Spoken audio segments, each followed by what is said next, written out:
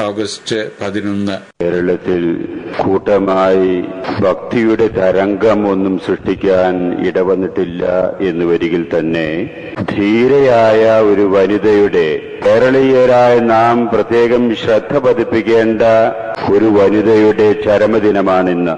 ആ വനിതയുടെ പേര് വിശുദ്ധ ക്ലാര. ക്ലാര എന്ന ലത്തീൻ പദം കൊണ്ട് അർത്ഥമാക്കുന്നത് പ്രകാശം, വെളിച്ചം എന്നാണ്.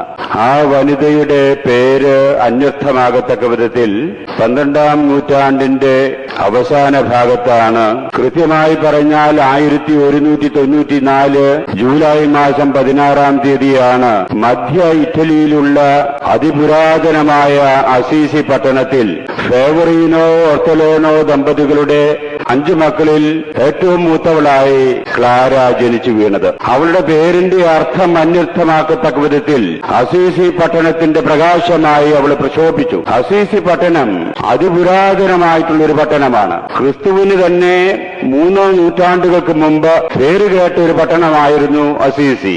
ഇന്നും അസീസി വലിയൊരു പട്ടണമാണ്. നമ്മുടെ നാട്ടിലുള്ള ഊട്ടി അല്പം കൂടി വികസിക്കുമ്പോൾ നമുക്ക് കാണാവുന്ന ഒരു ദൃശ്യം എന്ന രീതിയിലാണ് അസീസി പട്ടണത്തെ കാണാൻ സാധിക്കുക. അതൊക്കെ സന്ദർശിക്കുന്നതിനും അവിടെ കുറെ സമയം ചെലവഴിക്കുന്നതിനും അവസരം എനിക്ക് ലഭിച്ചത് ഞാൻ ഈ അവസരത്തിൽ സ്മരിക്കുകയാണ്.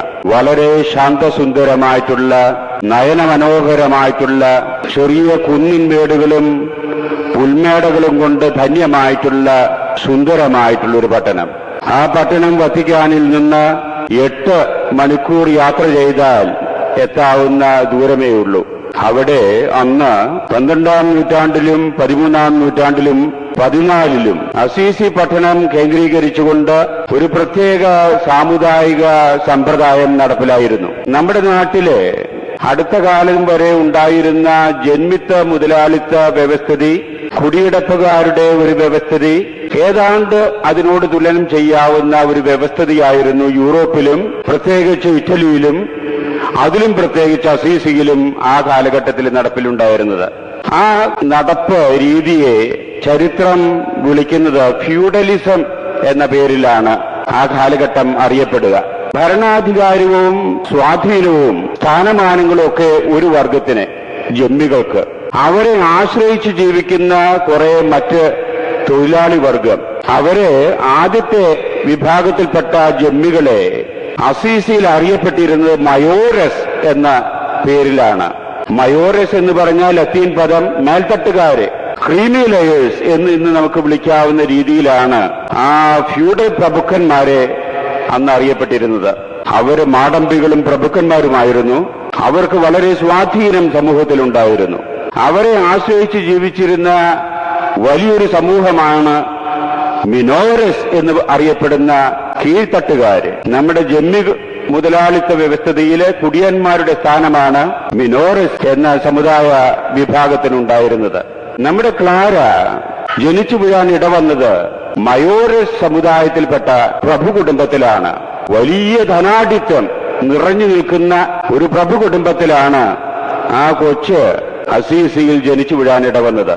ആ കുട്ടിയുടെ ബാല്യകാലത്തിൽ തന്നെ അസീസിയിൽ ഒരു പ്രത്യേക രീതിയിലെ അന്തരീക്ഷം അസ്വസ്ഥമായിരുന്നു, കലുഷിതമായിരുന്നു, സംഘർഷപൂരിതമായിരുന്നു അന്തരീക്ഷം. മയോറസും മിനോറസും തമ്മിൽ നിരന്തരമായി യുദ്ധം. മയോറസ് പലപ്പോഴും അടി പറ്റിക്കും, തോൽപ്പിക്കും. എന്നാൽ ഒരു പ്രത്യേക സാഹചര്യത്തില് നമ്മുടെ ഈ ബാലികയ്ക്ക് 2-3 വയസ്സുള്ള അവസരത്തിൽ പൊട്ടിപ്പുറപ്പെട്ട മയോറസ് മിനോറസ് യുദ്ധത്തില് മിനോറസ് കുടിയന്മാര് വിജയിക്കുകയാണ് ഉണ്ടാകുന്നത്.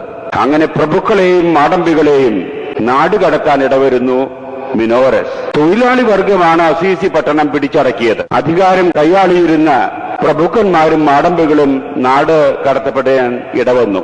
ആ കൂട്ടത്തിൽ നമ്മുടെ ക്ലാരയുടെ കുടുംബാംഗങ്ങളും ഫേവറീനവും ഒർത്തോണയും കൊച്ചു ബാലികയായിട്ടുള്ള ക്ലാരയോടൊപ്പം അയൽ രാജ്യങ്ങളിലേക്ക് നാടുകടത്തപ്പെടാൻ ഇടവന്ന സാഹചര്യം. ആ കൊച്ചു ബാലികയുടെ ഇളയ മനസ്സിൽ തീർച്ചയായും നൊമ്പരത്തിന്റെ രേഖകളായിരിക്കും ആ നാടുകടത്തലിന്റെ ജീവിതം ഉണ്ടാക്കി കൊടുത്തു കാണുക. എങ്കിലും ആ കുട്ടി നാടുകടത്തപ്പെട്ട സാഹചര്യത്തിലാണ് ജീവിക്കുന്നത് എന്ന് വരികിലും വലിയ പ്രഭു കുടുംബത്തിൽപ്പെട്ടതുകൊണ്ട് വളരെ സമ്പന്നമായിട്ടുള്ള ഒരു അന്തരീക്ഷത്തിലായിരുന്നു അവിടെയും ജീവിക്കാൻ ഇടവന്നത്. എത്രയോ സമ്പത്തുണ്ടായാലും ആർഭാടം എത്ര കണ്ട് ചുറ്റുമുണ്ട് എന്ന് വരികിലും ഉല്ലസിക്കുന്നതിനുള്ള സാഹചര്യം വളരെയേറെ ഉണ്ട് എന്ന് വരികിലും ആ ബാലികയിൽ ചെറുപ്പം മുതൽ തന്നെ ഒരു പ്രത്യേകത മാതാപിതാക്കളും കൂട്ടുകാരും മറ്റു ബന്ധുജനങ്ങളും കാണാനിട വന്നു. വളരെ ശാന്തമായിട്ടുള്ള ഒരു പ്രകൃതി, വളരെ ശാരീരികമായിട്ടുള്ള ഒരു ജീവിത രീതി, വളരെ അടക്കവും ഒതുക്കവും ഉള്ള ഒരു പ്രവർത്തന ശൈലി, ഇതായിരുന്നു ആ കുട്ടിയുടെ ഒരു മുഖമുദ്ര. കാണാൻ സുന്ദരം, എന്നാൽ ജീവിതത്തിന്റെ ശൈലി വളരെ ശാന്തവും ശാലീനവുമായിട്ടുള്ള പ്രകൃതി.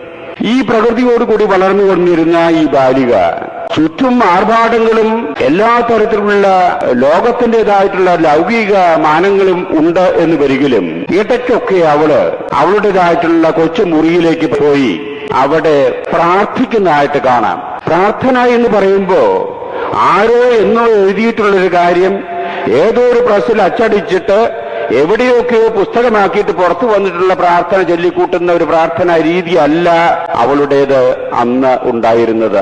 അവൾ ആ മുറിയിൽ പ്രവേശിച്ച് കണ്ണുമടച്ച് എന്തോ ഇങ്ങനെ ധ്യാനനിരതമായിട്ടിരിക്കുന്നതായിട്ട് കൂട്ടുകാര് എപ്പോഴും ശ്രദ്ധിച്ചതായിട്ട് ചരിത്രത്തിൽ കാണുന്നു. ഈ പ്രാർത്ഥന കഴിഞ്ഞ് തിരിച്ചു വരുമ്പോ അവളുടെ മുഖത്തിൽ വളരെ വലിയൊരു പ്രകാശം, അവളുടെ പേരിന്റെ അർത്ഥം അന്വർത്ഥമാകത്തക്ക വിധത്തില് പ്രകാശമാനമാകുന്ന ഒരു മുഖം, അല്ലെങ്കിലും സുന്ദരം. പ്രാർത്ഥന കഴിഞ്ഞ് പുറത്തു വരുമ്പോ വളരെ വളരെ പ്രസന്നവതിയായിട്ടുള്ള ഒരു രീതിയിലാണ് അവളുടെ പെരുമാറ്റത്തെ കൂട്ടുകാര് നോക്കിക്കണ്ടിരുന്നത്.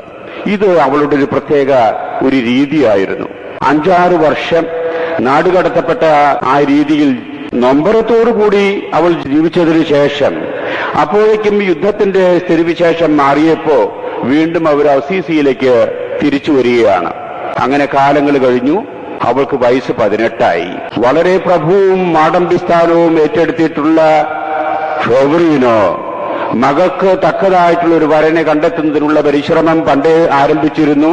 ആ പരിശ്രമത്തിന്റെ ഏതാണ്ട് സമാപ്തി എന്ന രീതിയിൽ അസീസി പട്ടണത്തെ ഭരിക്കാൻ ഇടവരാവുന്ന, അസീസിയെ മുഴുവനും ഭരിക്കാൻ ഇടവരാവുന്ന ഒരു രാജകുമാരൻ, മാടമ്പിസ്ഥാനത്തുള്ള ഒരു രാജകുമാരനെ ഫെവറീനോ കണ്ടെത്തി മകളുടെ വരനായിട്ട്. കണ്ടെത്തിയതിനു ശേഷം അപ്പൻ വളരെ ബോധപൂർവവും ഉചിതമായിട്ടുള്ള രീതിയിലും മകളെ വിളിച്ച് ഈ കാര്യം അവതരിപ്പിക്കുകയാണ്. അവളത് സശ്രദ്ധം കേട്ടതിനു ശേഷം അപ്പനോട് പറയുന്നു, അപ്പച്ച, തമ്പുരാൻ എന്നെ വേറെ എന്തിനോ വേണ്ടിയാണ് മാറ്റിവെച്ചിരിക്കുന്നത്. വിവാഹ ജീവിതം അല്ല എനിക്കായിട്ട് തമ്പുരാൻ നിശ്ചയിച്ചിരിക്കുന്നത് എന്നാണ് ഞാൻ മനസ്സിലാക്കുന്നത്. അപ്പച്ചൻ കത്തോലിക്ക വിശ്വാസം ഉൾക്കൊള്ളുന്നതാണ് എന്ന് വരികിലും ആ കാലഘട്ടത്തിലെ കത്തോലിക്ക സഭയുടെ ധാർമ്മികമായിട്ടുള്ള ഒരു അധപ്പതനത്തിന്റെ കാലഘട്ടമായിരുന്നു അത്. അതിനെ ഡാർക്ക് ഏജസ് എന്നാണ് വിളിക്കുക. എല്ലാ തരത്തിലും ദൈവികമായിട്ടുള്ള അനുഭവങ്ങളൊക്കെ മറന്ന് ലോകത്തിന്റെ മുമ്പിൽ പോകുന്ന, ലോകത്തിൽ എന്തുമാത്രം അധികാരം കൈയടക്കാൻ സാധിക്കുന്നുവോ അതാണ് സഭയുടെ വളർച്ച എന്ന് തെറ്റായിട്ട് ധരിക്കാൻ ഇടവന്നിട്ടുള്ള ഒരു കാലഘട്ടത്തിൽ ആയിരുന്നു അത്. ദണ്ഡോമോചനങ്ങളൊക്കെ കാശിന് കൊടുക്കാൻ ഇടവരുന്ന ഒരു കാലഘട്ടം സഭയുടെ ഡാർക്ക് ഏജസ് എന്ന് പറയും. അന്ധകാരപൂർണമായിട്ടുള്ള ഇരുട്ട് നിറഞ്ഞ കാലഘട്ടമായിരുന്നു ആ കാലഘട്ടം. രാഷ്ട്രീയമായിട്ടും സാമുദായികമായിട്ടും യുദ്ധഭീഷണിയുടെ അന്തരീക്ഷം. സഭയിലാണെങ്കിൽ സഭയുടെ ചൈതന്യം ശോഷിച്ച് ലോകത്തിന്റെ അരൂപിക്കനുസരിച്ച് സഭാ നേതൃത്വവും സഭാംഗങ്ങളും ജീവിക്കാൻ ഇടവരുന്ന അലസതയും സുഖലോലുപത്വം നിറഞ്ഞ ഒരു സഭയുടെ ഒരു കാലഘട്ടം. അന്ന് സഭയെ ഭരിച്ചിരുന്നത് ഇന്നസെന്റ് അഞ്ചാമൻ മാർപ്പാപ്പയാണ്. അദ്ദേഹം രാജ്യങ്ങള് പിടിച്ചടക്കുന്നതിലാണ് ശ്രദ്ധ കേന്ദ്രീകരിച്ചിരുന്നത്. അതിന്റെ അടിസ്ഥാനത്തിൽ ഫ്രാൻസ്, സ്പെയിൻ, പോർച്ചുഗൽ ഇതൊക്കെ മാർപ്പാപ്പയുടെ കീഴിലായി തീർന്നു. മാർപ്പാപ്പയാണ് അതിന്റെ രാജ്യമായിട്ട് തീർന്നത്. അങ്ങനെ ഒരു ചിന്താരീതി, വിഭ്രാന്തിയുടെ കാലഘട്ടം, സഭയുടെ അന്ധകാരപൂർണമായിട്ടുള്ള കാലഘട്ടം. ഈ ഫ്യൂഡൽ പ്രഭുക്കന്മാരോട് യോജിച്ചുകൊണ്ട് ഭരണ നേതൃത്വം ഏറ്റെടുക്കുന്നതിനു വേണ്ടി സഭ വെമ്പൽ കൊണ്ടിരുന്ന ഒരു കാലഘട്ടം. ഈ കാലഘട്ടത്തിൽ ജീവിച്ചിരുന്ന ഈ കുട്ടിയുടെ അപ്പൻ സത്യത്തിലെ സത്യവിശ്വാസിയാണ് എന്ന് വരികിൽ തന്നെ ഈ കാലഘട്ടത്തിൻ്റെതായിട്ടുള്ള ചിന്താരീതി അപ്പനിലും കടന്നുകൂടാൻ ഇടവരിക എന്നുള്ളത് സ്വാഭാവികമാണ്. ഈ കുട്ടി പറയുന്നു, തമ്പുരാൻ എന്നെ സംബന്ധിച്ച് വേറൊരു പദ്ധതിക്കാണ് ഒരുക്കിയിരിക്കുന്നത് എന്ന് അപ്പച്ചനോട് പറഞ്ഞിട്ട് അപ്പച്ചനത് കേൾക്കാനോ അപ്പച്ചനത് മനസ്സിലാക്കാനോ സാധ്യമല്ല. കാരണം ലോകത്തിൻ്റെതായിട്ടുള്ള രീതിയിലാണ് അപ്പച്ചനും വന്ന് ചിന്തിക്കാൻ ഇടവരുന്നത്. അവിടെ ആ വീട്ടിൽ കഴിഞ്ഞുകൂടിയാൽ അപ്പച്ചന്റെ നിർബന്ധത്തിന് വഴങ്ങേണ്ടി വരുമെന്ന് 18 വയസ്സുകാരി വനിത ഉള്ളിൽ കണ്ടതിന്റെ അടിസ്ഥാനത്തിൽ ഒരു ദിവസം അർദ്ധരാത്രിയില് വീട് വിട്ട് അവള് ഒളിച്ചോടുകയാണ്. ധീരമായ ഒരു കാൽവെപ്പ്. പ്രഭു കുടുംബത്തിൽ നിന്ന് അർദ്ധരാത്രിയിൽ അവൾ വീട് വിട്ട് ഒളിച്ചോടുകയാണ്. അതിനു മുമ്പ് കണ്ട് പരിചയമുള്ള അവളുടെ ഹൃദയത്തിൽ പൂജിക്കുന്ന ഏറ്റവും കൂടുതൽ ആകർഷണ വിഷയമായി തീർന്നിട്ടുള്ള അസീസിയിലെ ഹൃദയമായി തീർന്നിരിക്കുന്ന ഫ്രാൻസിസിന്റെ അടുത്തേക്കാണ് അവൾ ഒളിച്ചോടിപ്പോയത്. ആ കാലഘട്ടത്തിൽ ഫ്രാൻസിസ് വളരെ ശ്രദ്ധേയനായിട്ടുള്ള ജനങ്ങളുടെ വികാരത്തെ ദൈവികതയിലേക്ക് കൊണ്ടുവരുവാൻ വളരെ പ്രാപ്തനും ശ്രദ്ധിക്കപ്പെടുന്നതുമായിട്ടുള്ള ഒരു വ്യക്തിയായിട്ട് തീർന്നിരുന്നു അന്ന് ഫ്രാൻസിസ്. അന്ന് ഫ്രാൻസിസിന് 30 വയസ്സ്, ക്ലാരയ്ക്ക് 18 വയസ്സ്. 18 വയസ്സുകാരത്തി പ്രഭു കുടുംബത്തിൽ നിന്ന് രാത്രി പാതിരയ്ക്ക് ആരും അറിയാതെ ഒരു തോഴിയുടെ സഹായത്തോടു കൂടി ഫ്രാൻസിസിന്റെ അടുത്തേക്ക് ആ ആശ്രമത്തിലേക്ക് ഒളിച്ചോടുകയാണ്. ഫ്രാൻസിസിന്റെ സഹായത്തോടു കൂടെ കാലഘട്ടത്തിന്റെ പൂർത്തിയില് സാന്തോ ദമിയാനോ എന്ന ഒരു സ്ഥലത്ത് ആ യുവതിയെ, ആ വനിതയെ ഫ്രാൻസിസ് പാർപ്പിക്കുന്നു. അവൾ അവിടെ അവളുടെ ജീവിതം ആരംഭിച്ചു. തപസ്സുണ്ട്, ഞാൻ നേരത്തെ പറഞ്ഞ തരത്തിലുള്ള പ്രാർത്ഥനയുണ്ട്. ആ പ്രാർത്ഥനയും തപസ്സും കൂടിയുള്ള അവളുടെ ജീവിതത്തിൽ ആകൃഷ്ടയായിട്ട് കൂട്ടുകാര് പലരും അവളുടെ കൂട്ടത്തിൽ വന്നുപെടാൻ ഇടവരുന്നു. എന്നല്ല, അവളുടെ ഇളയ സഹോദരി ആഗ്നസ് പോലും അവളുടെ കൂട്ടത്തിലേക്ക് കയറി വരുന്നു. അല്പനാള് കഴിഞ്ഞപ്പോ അവളുടെ അമ്മ ഓർത്തലോണ പോലും പ്രഭുകുടുംബത്തിൽ നിന്ന് ഇറങ്ങി അവളുടെ സമൂഹത്തിലേക്ക് ചേരാൻ ഇടവരുന്നു. അങ്ങനെ ആ സമൂഹം വലുതാകുന്നു. കാലത്തിന്റെ പൂർത്തിയില് സുരക്ഷിതത്വമല്ല കാര്യം, സാമ്പത്തിക ഭദ്രതയല്ല നോക്കേണ്ടത് എന്ന ലക്ഷ്യത്തോടുകൂടെ നോക്കേണ്ട ഏറ്റവും പ്രധാനപ്പെട്ട കാര്യം തമ്പുരാനിലുള്ള ആശ്രയമാണ് എന്ന് മനസ്സിലാക്കിക്കൊണ്ട് ലോകത്തിന്റെ ചരിത്രത്തിൽ ആദ്യമായിട്ട് എന്ന് വേണം പറയാൻ ഒരു വനിതാ പ്രസ്ഥാനത്തിന് ആ 18കാരി വനിത, ധീരയായിട്ടുള്ള യുവതി ആ തറക്കല്ലിടുകയാണ് അവിടെ വെച്ച്. സ്ത്രീകൾക്ക് പുരുഷന്മാരെക്കാൾ സാമ്പത്തിക ഭദ്രത കൂടുതൽ നോക്കാൻ ഇടവരുന്ന ഒരു രംഗമായിരുന്നു അന്നും ഇന്നും അങ്ങനെ തന്നെ. സമ്പത്തിന്റെ ഭദ്രതയും സുരക്ഷിതവും നോക്കാതെ സ്ത്രീകൾ ഒരു കാര്യത്തിലേക്കും എടുത്തെറിയപ്പെടാനോ അല്ലെങ്കിൽ വെക്കപ്പെടാനോ ഇടവരുന്നില്ല. അന്നത്തെ സ്ഥിതിയും ഇന്നത്തെ സ്ഥിതിയും. ഒരു കൊച്ചു പെൺകുട്ടിയെ അവൾ കോളേജ് വിദ്യാഭ്യാസത്തിന് വേണ്ടി അയക്കുമ്പോ മാതാപിതാക്കന്മാർ ആദ്യം തന്നെ ശ്രദ്ധിക്കുന്ന കോളേജിന്റെ ചുറ്റുപാടുകള്, അവള് ഭക്ഷണം കഴിക്കേണ്ട രീതി, താമസിക്കേണ്ട റൂം, അവരുടെ പഠിപ്പിക്കുന്ന ആളുകള്, നടക്കുന്ന വഴിയുടെ ദൂരം, പോകുന്ന വണ്ടിയിലെ കിളി, ഇതൊക്കെ അന്വേഷിച്ചതിന് ശേഷം ഉറപ്പുവരുത്തി, സുരക്ഷിതത്വം ഉറപ്പുവരുത്തിയതിനു ശേഷമാണ് ആ കുട്ടിയെ പഠിക്കുന്നതിനോ വേണ്ടി വിടുന്നത്. ജോലിക്ക് വിടുകയാണെങ്കിലോ തീർച്ചയായും മാതാപിതാക്കന്മാർ അവരെ ചെന്ന് അന്വേഷിച്ച് എല്ലാ തരത്തിലും അന്തരീക്ഷം സുരക്ഷിതത്വം വരുത്തിയതിനു ശേഷമാണ് ഒരു പെൺകുട്ടിയെ ജോലിക്ക് വിടുന്നത്. ആൺകുട്ടിയുടെ കാര്യമോ അങ്ങനെയല്ല. അവനങ്ങോട്ട് പറഞ്ഞു വിടും, അവനങ്ങോട്ട് പോവും, ചിലപ്പോ തിരിച്ചു വരും, ചിലപ്പോ അങ്ങോട്ട് പോയോണം പോവും. സുരക്ഷിതത്തിന്റെ കാര്യത്തിൽ സ്ത്രീകൾക്കാണ് അന്നും ഇന്നും വളരെ കൂടുതൽ ആവശ്യവും പ്രസക്തിയും ഉള്ളത്. ഈ ആശയത്തിന്റെ അടിസ്ഥാനത്തിൽ തന്നെ സുരക്ഷിതത്വം ഒട്ടും കാര്യമാക്കേണ്ടതില്ല എന്ന് മനസ്സിലാക്കിക്കൊണ്ട് എല്ലാ സമ്പത്തും ഉപേക്ഷിച്ചുകൊണ്ട് സാമ്പത്തികമായ ഭദ്രതയൊന്നുമില്ലാതെ ആര് നോക്കും, എങ്ങനെ ഭക്ഷിക്കും, എങ്ങനെ ജീവിക്കും എന്നൊന്നും ശ്രദ്ധിക്കാതെ തമ്പുരാനിലുള്ള ആശ്രയമാണ് ഏറ്റവും വലിയ കാര്യമെന്ന് ഉറച്ച് ബോധ്യത്തോടു കൂടിയിട്ട് ആ ജീവിക്കാൻ ഇടവരുന്ന ഒരു സ്ത്രീകളുടെ സമൂഹത്തിന് ഈ 18 വയസ്സുകാരി ലോക ചരിത്രത്തിൽ ആദ്യമായിട്ട് വേണം രൂപം കൊടുക്കുകയാണ്. അങ്ങനെ ഒരു വനിതാ പ്രസ്ഥാനം രൂപം കൊള്ളുന്നു. ആ വനിതാ പ്രസ്ഥാനത്തിന്റെ ആദൃശ്യം സാമ്പത്തിക ഭദ്രതയല്ല. ആ വനിതാ പ്രസ്ഥാനത്തിന്റെ രൂപം, ആദ്യ രൂപം സുരക്ഷിതത്വമല്ല, സുരക്ഷിതത്വം ഇല്ലായ്മയാണ്. സുരക്ഷിതത്വം ഉടയതമ്പുരാനിൽ കണ്ടെത്താൻ സാധിക്കുന്ന ഒരു ചിന്താരീതിയിലാണ് ആ സമൂഹം കെട്ടിപ്പടുക്കപ്പെട്ടത്.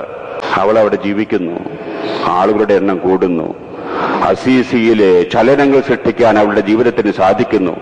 അങ്ങനെ അസീസി മുഴുവനും പ്രകാശപൂരിതമാക്കാൻ അവൾക്ക് സാധ്യമാകുന്നു. 10, 60, 59 വർഷേ അവള് ജീവിക്കാൻ ഇടവന്നുള്ളൂ. 60-ാമത്തെ വയസ്സിൽ സാന്തോ ദമിയാനോയിലെ അവള് രോഗശയ്യായിട്ട് കിടക്കുന്നു. മറ്റ് സഹപ്രവർത്തകര്, സന്യാസികള് പ്രാർത്ഥനാനിരതമായി ചാപ്പലിൽ കഴിഞ്ഞുകൊണ്ടിരിക്കുന്നു. ഒരു പ്രത്യേക സാഹചര്യത്തില് രോഗം മൂർച്ഛിച്ച് അവ മരിക്കാനിടവരുന്നു. മൃതസംസ്കാര ശുശ്രൂഷയിൽ കത്തോലിക്ക സഭയുടെ പരമാധ്യക്ഷൻ ഇന്നസെന്റ് അഞ്ചാമൻ മാർപ്പാപ്പയാണ് പ്രധാന കാർമ്മികത്വം വഹിക്കാൻ ഇടവന്നത് എന്ന് തന്നെ അവളുടെ പ്രശസ്തി, അവളുടെ സ്വാധീനം കത്തോലിക്ക സഭയിൽ എന്തുമാത്രം ഉണ്ടായി കാണും എന്നതിന്റെ ഒരു സൂചനയായിട്ട് എടുക്കുന്നതിൽ തെറ്റില്ല. അങ്ങനെ 60-ാമത്തെ വയസ്സിൽ, കൃത്യമായിട്ട് പറഞ്ഞാൽ 1253 ഓഗസ്റ്റ് മാസം 11-ാം തീയതി ഇന്ന് അവൾ മരിക്കുന്നു. ഈ ഒരു ജീവിതം എന്റെ മനസ്സിലെ ഉണർത്തുന്ന ഒരു ചിന്ത നിങ്ങളുമായിട്ട് പങ്കുവെക്കാൻ ഞാൻ ആഗ്രഹിക്കുകയാണ്. ഈ ചിന്ത ഇന്നത്തെ സുവിശേഷമായിട്ട് വളരെ യോജിച്ചു പോകുന്നത്. ഇന്നത്തെ സുവിശേഷത്തിൽ യേശുക്രിസ്തു പറയുന്നു, നിങ്ങൾ പ്രാർത്ഥിക്കുന്ന കാര്യത്തിൽ വിശ്വസിക്കുന്നുണ്ടെങ്കിൽ എത്ര വിഷമം പിടിച്ച കാര്യമായാലും അത് സംഭവിക്കും. ഈ മലയോട് സമുദ്രത്തിൽ ചെന്ന് ചാടാൻ പറഞ്ഞാൽ അതും സംഭവിച്ചിരിക്കും. പ്രാർത്ഥിക്കുന്ന കാര്യങ്ങളില് വിശ്വാസത്തോടുകൂടെ നിങ്ങൾ അപേക്ഷിക്കുക ആണെങ്കിൽ സംഭവിക്കാനിടയില്ലാത്തത് ഒന്നുമില്ല. എന്താ യേശു ഈ പറയണേന്റെ കാര്യം? മലയോട് സമുദ്രത്തിൽ ചെന്ന് ചാടാൻ പറഞ്ഞ അത് ചാടുമെന്ന് പറഞ്ഞ വട്ടിന്റെ ലക്ഷണമല്ലേ? അല്ല, അതൊരു ഫ്രേസാണ്. അത് സാഹിത്യത്തിലുള്ളൊരു പ്രയോഗമാണ്. എന്താ പ്രയോഗത്തിന്റെ അർത്ഥം? എത്രയും ദുഷ്കരമായിട്ടുള്ള പ്രശ്നങ്ങളും പരിഹരിക്കാനുള്ള പ്രാപ്തി നിങ്ങൾക്കുണ്ടാകുമെന്ന അതിന്റെ അർത്ഥം. ടു റിമൂവ് ദി മൗണ്ടൻ എന്ന് പറഞ്ഞാൽ ദുഷ്കരമായിട്ടുള്ള സങ്കീർണമായിട്ടുള്ള പ്രശ്നങ്ങള് പരിഹരിക്കുക എന്നുള്ളതാണ് അതിന്റെ അർത്ഥം. അല്ലാതെ മല വന്നിട്ട് കടലിലേക്ക് ചാടുക എന്നല്ല അതിന്റെ അർത്ഥം. അത് സാഹിത്യത്തിലുള്ളൊരു പ്രയോഗമാണ്. ഇവിടെ ഈ സുവിശേഷ ഭാഗം നമ്മൾ സാധാരണ രീതിയിൽ ഞാനും മനസ്സിലാക്കിയിരുന്നത് പ്രാർത്ഥനയുടെ പ്രസക്തി മനസ്സിലാക്കാൻ വേണ്ടിയിട്ടുള്ള ഒരു ഭാഗമായിട്ട് ആണ് നമ്മൾ കാണുക. പ്രാർത്ഥിച്ചാൽ എന്തും നടക്കും, തമ്പുരാനിൽ മാറ്റം ഉണ്ടാക്കും. എനിക്കിപ്പോ തോന്നുന്നത് പ്രാർത്ഥനയുടെ ശക്തി തമ്പുരാനിൽ നടത്തുന്ന ഒരു ശക്തി വിശേഷമല്ലാതെ പ്രാർത്ഥിക്കുന്ന മനുഷ്യനിൽ നടക്കുന്ന ഒരു വ്യത്യാസമാണ് ഇവിടെ യേശുക്രിസ്തു നമ്മുടെ മുമ്പിൽ അവതരിപ്പിക്കുന്നത്. പ്രാർത്ഥിക്കുന്ന മനുഷ്യനില് ആ മനുഷ്യനിൽ നടക്കുന്ന ഒരു സംഭവ വികാസം, മനുഷ്യന്റെ കഴിവുകള് ഊർജ്ജസ്വലമാകുന്നു. എത്ര ദുഷ്കരമായിട്ടുള്ള പ്രശ്നങ്ങൾ പരിഹരിക്കാനുള്ള പ്രാപ്തി അവൻ നേടിയെടുക്കുന്നു. എന്തുകൊണ്ട്? പ്രാർത്ഥിക്കുന്ന മനുഷ്യൻ. ഏതോ ചില ആളുകള് എപ്പോഴോ എഴുതിയിട്ടുള്ള കാര്യങ്ങള് അടിച്ച് പുറത്തിറക്കിയിട്ടുള്ള സാധനങ്ങള് ഉരുവിടുന്ന പ്രാർത്ഥനയല്ല. ഏകാഗ്രതയോടുകൂടെ മനസ്സിൽ മാനസികമായിട്ട് ധ്യാനിക്കുന്ന വ്യക്തികൾക്ക് ഉള്ളിന്റെ ഉള്ളിൽ വ്യത്യാസം വരും എന്നായി പറഞ്ഞതിന്റെ അർത്ഥം. ഇത് മനസ്സിലാക്കാൻ വലിയ വിഷമമില്ല എന്ന് എനിക്ക് തോന്നുന്നു. ഞാൻ എന്റെ കുട്ടിക്കാലത്തും നിങ്ങൾ നിങ്ങളുടേതായിട്ടുള്ള കുട്ടിക്കാലങ്ങളിലും ഒക്കെ ഈ സൂര്യപ്രകാശം ഒരു കോൺവെക്സ് ലെൻസ് ഉപയോഗിച്ചുകൊണ്ട് ഒരു ചില്ല് കഷ്ണം, അതെല്ലാ ചില്ല് കഷ്ണവും അല്ല, കോൺവെക്സ് ആയിട്ടുള്ള ഒരു ചില്ല് കഷ്ണം, കുപ്പിയുടെ മൂടിന്റെ കഷ്ണം എന്തെങ്കിലും ആകാം, അത് ഉപയോഗിച്ചുകൊണ്ട് നമ്മളിങ്ങനെ പിടിച്ച് കടലാസ് ഇവിടെ പിടിക്കുകയാണെങ്കിൽ ഈ സൂര്യപ്രകാശം ലെൻസിൽ കൂടെ കടന്നു വരുമ്പോ ഈ കടലാസ് കത്തുന്നതായിട്ട് കാണാം. അതൊരു വീരസ്യാണ്. ഞാൻ എന്റെ കുട്ടിക്കാലത്ത് അങ്ങനെ വീരസ്യം കാണിച്ച് നടന്നതായിട്ട് ഓർക്കുന്നു.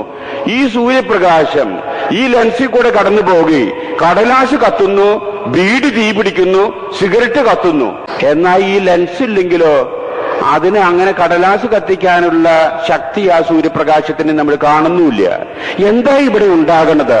സൂര്യപ്രകാശത്തെ ലെൻസിൽ കൂടെ ആഗിരണം ചെയ്യുമ്പോൾ അതിനെ കേന്ദ്രീകരിച്ച് ഒരു ബിന്ദുവിലേക്ക് എത്തിക്കാൻ ആ ലെൻസ് സഹായിക്കുമ്പോൾ സൂര്യപ്രകാശത്തിന്റെ ഊർജ്ജം 10 മടങ്ങ് വർദ്ധിക്കുന്നു, അഗ്നിജ്വാലയായിട്ട് അത് പരിണമിക്കുന്നു. ഇതാണ് ഇവിടെ സംഭവിക്കുന്നത്. ഇതുപോലെ തന്നെ ഈശ്വരനിൽ നമ്മൾ ശ്രദ്ധ കേന്ദ്രീകരിച്ച് പ്രാർത്ഥിച്ചു കൊണ്ടിരിക്കുന്ന ഒരു ശീലം ഏതെങ്കിലും ഒരു വ്യക്തിയിൽ ഉണ്ടെങ്കിൽ ആ വ്യക്തിയിലെ അത്ഭുതങ്ങൾ സൃഷ്ടിക്കാൻ സാധിക്കുമെന്നാണ് ഈശോയി പറയുന്നതിന്റെ കാര്യം. എത്ര ദുഷ്കരമായിട്ടുള്ള കാര്യങ്ങളായാലും, എത്ര സങ്കീർണമായിട്ടുള്ള പ്രശ്നങ്ങളായാലും അത് പരിഹരിക്കുന്നതിനുള്ള ഊർജ്ജസ്വലത, അത് പരിഹരിക്കുന്നതിനുള്ള വെളിവ്, അത് പരിഹരിക്കുന്നതിനുള്ള വെളിച്ചം ആ വ്യക്തിയുടെ ഉള്ളിൽ ഉണ്ടാകുമെന്നർത്ഥം. തമ്പുരാനിൽ നടക്കുന്ന മാറ്റങ്ങളല്ല പ്രാർത്ഥനയില്, എന്നിൽ നടക്കുന്ന മാറ്റങ്ങളാണ് ഇവിടെ യേശുക്രിസ്തു ഉദ്ദേശിക്കുന്നത്. നമ്മുടെ ക്ലാര പുണ്യവതിയില് സത്യത്തിൽ നടക്കുന്നത് ഇങ്ങനെ ഒരു അത്ഭുതത്തിന്റെ പ്രതിഭാസമായിട്ട് എനിക്ക് തോന്നുകയാണ്. ഇന്ന് ശ്രദ്ധേയമായിട്ടുള്ള ഏത് വേദിയില് ആരൊക്കെ എന്തെങ്കിലും അല്പെങ്കിലും പറയാൻ ആഗ്രഹിക്കുന്ന അല്ലെങ്കിൽ ശ്രദ്ധേയമായിട്ടുള്ള വ്യക്തികളൊക്കെ പറഞ്ഞു കേൾക്കുന്ന ഒരു വാക്കാണ് എംപവർമെന്റ് എന്ന് പറയും. എംപവർമെന്റ്. സ്ത്രീകളെ എംപവർ ചെയ്യണം, സ്ത്രീകളെ ശാക്തീകരിക്കണം എന്നായി പറയുന്നതിന്റെ കാര്യം. ഏതാനും വർഷങ്ങൾക്ക് മുമ്പ് സ്ത്രീകൾക്ക് സംവരണം വേണം, ദുർബല വിഭാഗങ്ങളെ സഹായിക്കണം, അവർക്ക് ഏതെങ്കിലും തരത്തിലുള്ള എല്ലാ തരത്തിലുള്ള സാമ്പത്തിക സഹായങ്ങൾ ചെയ്തു കൊടുക്കണം എന്നായിരുന്നു സമൂഹം പറഞ്ഞിരുന്നത്. ഇന്ന് അതല്ല. ഇന്ന് സമൂഹം പറയുന്നത് സ്ത്രീകളെ സഹായിക്കണം എന്നതിനേക്കാൾ കൂടുതൽ സ്ത്രീകളെ ശാക്തീകരിക്കണം എന്നാ പറയണത്. പുറത്തുനിന്ന് കുറച്ച് സഹായം കൊടുക്കാനല്ല ഇന്ന് സമൂഹത്തില് ശ്രദ്ധേയമായിട്ടുള്ള ഒരു തരംഗം ഇന്ന് സമൂഹത്തിൽ ഉണ്ടായിക്കൊണ്ടിരിക്കുന്നത്. സ്ത്രീകളെ ശാക്തീകരിക്കണം, എംപവർ ചെയ്യണം. സ്ത്രീകളിലുള്ള ശക്തി പുറത്തു പ്രകടിപ്പിക്കുന്നതിന് വേണ്ടി അവരെ സഹായിക്കണം. കാശ് കൊടുത്തിട്ടല്ല സഹായിക്കേണ്ടത്. ഇതിന്റെ അടിസ്ഥാനത്തിലാണ് ഈ അയൽക്കൂട്ടങ്ങളൊക്കെ രൂപം കൊള്ളുന്നത്. അവർക്ക് തന്നെ സ്വന്തം കാലിൽ നിൽക്കാൻ വേണ്ടിയിട്ട് അവരെ ശാക്തീകരിക്കണം. അതാണ് എംപവർമെന്റ് എന്ന് കൊണ്ട് ഉദ്ദേശിക്കുന്നത്. ഒരു തരത്തിലുള്ള ശാക്തീകരണമാണ് ഈ വനിതയിൽ നമ്മൾ കാണുന്നത്. ഉള്ളിലുള്ള ഊർജ്ജം, അതിന്റെ കഴിവുകള്, അത് വികസനമാക്കിയ ഒരു വനിത. എങ്ങനെ? ദൈവത്തെ ധ്യാനിച്ചുകൊണ്ട് ആ വികസനമാക്കിയ ഒരു വനിത, പുറത്ത് ശക്തി ദുർഗമായി തീർന്ന ഒരു വനിത. ഒരു ഉദാഹരണം കൊണ്ട് ഞാൻ ഇത് വ്യക്തമാക്കിയിട്ട് ഇന്നത്തെ സന്ദേശം ഞാൻ അവസാനിപ്പിക്കാം. അവളുടെ ജീവിതത്തിൽ നിന്ന് തന്നെ എടുത്തുകൊണ്ടുള്ള ഒരു ഉദാഹരണം ഞാൻ നിങ്ങളുടെ മുമ്പിൽ ഞാൻ അവതരിപ്പിക്കട്ടെ. ഇറ്റലിയുടെ അന്നത്തെ രാജാവായിരുന്നു ഫെഡറിക്. അദ്ദേഹത്തിന് ഒരു ആഗ്രഹം, എല്ലാ തരത്തിലും സമ്പൽ സമൃദ്ധമായിട്ടുള്ള അസീസി പട്ടണം അദ്ദേഹത്തിന് പിടിച്ചടക്കണം. പ്രത്യേകിച്ച് അന്ന് അങ്ങനെ ഒരു ആഗ്രഹം ഉണ്ടാകാൻ കാരണം ശ്രദ്ധേയനായിട്ടുള്ള അസീസി പുണ്യവാന്റെയും ശ്രദ്ധേയമായിട്ടുള്ള പ്രവർത്തനങ്ങൾ കാഴ്ചവെച്ചുള്ള ക്ലാരയുടെയും പരിശ്രമത്തിന്റെ ഫലമായി അസീസിയിലെ ഒരുപാട് സഭാത്മകമായിട്ടുള്ള പ്രവർത്തനങ്ങൾ അന്നുണ്ടായിരുന്നു. അതുകൊണ്ട് സഭാപരമായിട്ടുള്ള എല്ലാ പ്രസ്ഥാനങ്ങളും പിടിച്ചടക്കി അസീസി പട്ടണത്തെ തന്റെ കൈപ്പിടിയിൽ ഒതുക്കാൻ വേണ്ടി ഫെഡറിക് രാജാവിന് ആഗ്രഹത്തിന്റെ പൂർത്തീകരണത്തിന് വേണ്ടി ഒരു പ്രത്യേക നിർണായകമായിട്ടുള്ള കാലഘട്ടത്തില് സൈനികരെ അസീസിയിലേക്ക് അയക്കുന്നു. ആ അവസരത്തിലാണ് രോഗശയ്യയിലായിട്ട് കിടക്കുന്ന ക്ലാര പള്ളിയോട് തൊട്ടടുത്ത് രോഗശയ്യയില് അവള് വിശ്രമിച്ചുകൊണ്ടിരിക്കുകയാണ്. മറ്റ് സഹോദരികള് ആരാധനയ്ക്ക് എഴുന്നള്ളിച്ചു വെച്ച് അവളുടെ അനുദിനമായിട്ടുള്ള പ്രാർത്ഥനാ ശുശ്രൂഷയുടെ ഭാഗമെന്ന രീതിയിൽ ദേവാലയത്തിൽ പ്രാർത്ഥനാ നിരതമായിക്കൊണ്ടിരിക്കുന്നു. ഈ അവസരത്തിലാണ് ഫെഡറിക് രാജാവിന്റെ പട്ടാളക്കാർ വാതിൽ തല്ലിപ്പൊളിച്ച് അകത്ത് കടന്ന് ഇവരെ മർദ്ദിക്കാനും ഇവരെ നശിപ്പിച്ച് ആ പള്ളിയും എല്ലാം നശിപ്പിച്ച് അത് അവരെ പിടിച്ചടക്കുന്നതിനുള്ള ഒരു പരിശ്രമത്തിന് വേണ്ടി പട്ടാളക്കാർ പള്ളിയിലേക്ക് കടക്കുന്നു. മറ്റ് സഹോദരികള് കന്യാസ്ത്രീകൾ പേടിച്ചരണ്ട് ആകെ അങ്ങോട്ട് വിറയ്ക്കുകയാണ്. അവരുടെ നേതാവ്, അവരുടെ മദർ സുപ്പീരിയർ രോഗശൈലിയിലായിട്ട് അവിടെ കിടക്കുക. ആകെ അന്തരീക്ഷം പന്തിയല്ല എന്ന് മനസ്സിലാക്കിയപ്പോ അവശയായിട്ടുള്ള സ്ഥിതിവിശേഷത്തിലാണെങ്കിൽ തന്നെ അവൾ കട്ടിൽ നിന്ന് എഴുന്നേൽക്കുന്നു, ദേവാലയത്തിലേക്ക് കടന്നു വരുന്നു. പട്ടാളക്കാർ തിങ്ങി നിറഞ്ഞു നിൽക്കുന്ന ദേവാലയം പേടിച്ചരണ്ടു നിൽക്കുന്ന സഹോദരികള്, ഈ രോഗശയ്യയിലായി കിടക്കുന്ന നമ്മുടെ ക്ലാര സഹോദരിയുടെ നേരെ തിരിഞ്ഞുകൊണ്ട് പറയുന്നു, സഹോദരിമാരെ നിങ്ങൾ ഭയപ്പെടേണ്ട, ദൈവം നമ്മുടെ കൂടെയുണ്ട്. ഇത് ആവർത്തിച്ച് പറയുന്നു. സഹോദരിമാരുണ്ടോ ഇത് കേൾക്കുന്നു? ഭയപ്പെടേണ്ട എന്ന് പറയാൻ ആർക്കാ വിഷമം? ഭയം കൊണ്ട് വിറയ്ക്കുന്ന സഹോദരിമാര് ഭയപ്പെടേണ്ട എന്ന് പറയുന്നു. നേതാവ് മധുര പറയുന്നു, ഭയമല്ലാതെ വേറൊന്നും സഹോദരിമാരുടെ ഉള്ളിലുമില്ല പുറത്തുമില്ല. ജീവിതം അങ്ങനെ അവസാനിക്കാൻ പോകുന്ന ആ നിമിഷം ഈ വനിത, ഈ കന്യാസ്ത്രീ സഹോദരിമാരോട് പറഞ്ഞിട്ട് ഒരു കാര്യവും നടപ്പില്ല എന്ന് മനസ്സിലാക്കിയപ്പോ എഴുന്നള്ളിച്ചു വച്ചിരിക്കുന്ന കുർബാനയുടെ മുമ്പാകെ സാഷ്ടാംഗം അവളെവിടെയോ കിടന്നു. എന്താ പറഞ്ഞെന്ന് ആർക്കറിയാം? ഏതാനും നിമിഷത്തെ ശരിക്കുള്ള തമ്പുരാനെ കണ്ടുകൊണ്ടുള്ള ഒരു പ്രാർത്ഥനയോടുകൂടെ ഉള്ളിൽ നിന്നുള്ളൊരു പ്രചോദനം സ്വീകരിച്ചുകൊണ്ട് എഴുന്നള്ളിച്ചു വച്ചിരിക്കുന്ന അരുളിക്ക എടുത്തു പിടിച്ച് അവൾ ആ പട്ടാളക്കാരുടെ നേരെ തിരിഞ്ഞു നിന്നു. അതിനെയും സൂചിപ്പിക്കാനാണ് ഇന്ന് അലങ്കരിച്ചു വച്ചിരിക്കുന്ന അവളുടെ തിരുസ്വരൂപത്തിന്റെ ബാക്ക്ഗ്രൗണ്ട് ആയിട്ട് ആ അരുളിക്ക വെച്ചിരിക്കുന്നത്.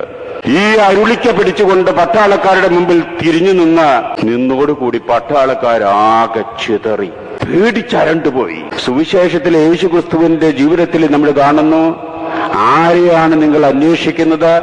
നസ്രായനായ യേശുവിനെയാണ് ഞങ്ങൾ അന്വേഷിക്കുന്നത്, അത് ഞാൻ തന്നെയാണ് എന്ന് പറഞ്ഞപ്പോ അവർക്കുണ്ടായ ഒരു അനുഭവം ഒക്കെ അവിടെ നിലം പൊത്തി എന്നാ സുവിശേഷത്തിൽ പറയണേ. ഈ അരുളിക്കും പിടിച്ചുകൊണ്ട് ഈ 60 വയസ്സ് തികയാത്ത ഈ ധീര വനിത അവരുടെ മുമ്പിൽ അങ്ങ് നിലയുറപ്പിച്ചതുകൊണ്ട് പട്ടാളക്കാർ ആകെ പേടിച്ചരണ്ടു പോയി എന്നാ ചരിത്രത്തിൽ പറയണത്. ഇവളുടെ ഈ ശക്തി എവിടെ നിന്ന് കിട്ടി? ഇതാണ് ഈ ശാക്തീകരണം എന്ന് പറയുന്ന സാധനം. ഇതാണ് പ്രാർത്ഥന കൊണ്ട് നേടിയെടുക്കേണ്ട കാര്യം. അത് ഓരോ അവസരത്തിലും എന്താണ് ചെയ്യേണ്ടതെന്ന് ആ അവസരത്തിൽ തമ്പുരാൻ ഉള്ളിൽ തോന്നിച്ചുകൊണ്ടിരിക്കും. ഈ ശാക്തീകരണം തന്നെയല്ലേ നമ്മളിലും നടക്കേണ്ടത്? ഇതിനുള്ള മാർഗങ്ങളല്ലേ തിരുനാൾ ആഘോഷിക്കുന്ന വിശുദ്ധ ഗാഥയിൽ നിന്ന് നാം ആർജിച്ചെടുക്കേണ്ടത്? ശ്രമിക്കാം നമുക്ക്.